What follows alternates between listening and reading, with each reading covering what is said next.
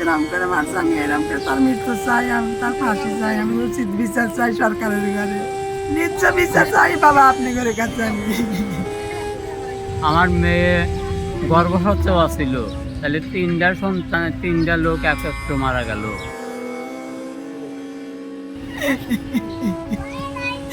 আমার দুধের শিশু নাতি কি অন্যায় করছিল, কি অপরাধ করছিল, আমার নাতিটাকে মারল।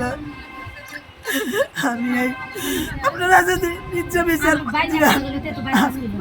বাবা আমার আত্মা শান্তি পাইব। আমি আমেনার বাবা, আমি আমেনার বিরুদ্ধে যে লোক আমার আমেনাকে মারছে তার ফাঁসি চাই এবং সুষ্ঠু বিচার চাই। আমার নাতিকে মাইরে ফেলাইছে তিনটা, আমার মেয়ে গর্ভসচ্ছবা ছিল, তাহলে তিনটা সন্তানের তিনটা লোক একত্র মারা গেল। আমি সরকারের কাছে আবেদন করি আমাকে যেন সুষ্ঠু বিচার দেয়, যে লোক মারছে তার যেন ফাঁসি হয়।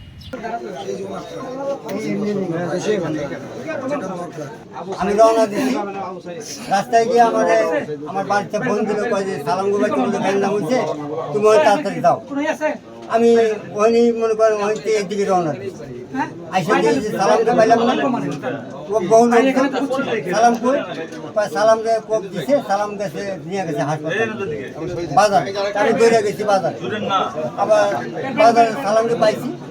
আমার বলে বাড়িটা দেখশন করো, আমি মনে হয় বাঁচতে পারি নাও পারি, তুমি বাড়িটা দেখশন করো, আমি হাসপাতালে মেলা করলাম।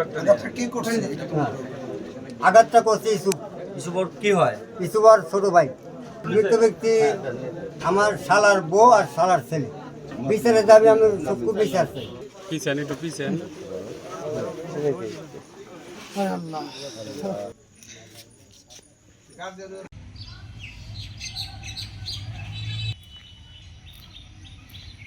26 তারিখ রাত অনুমান 10:45 সময় সংবাদ আসে বাসামারা যে মার্ডার হয়েছে।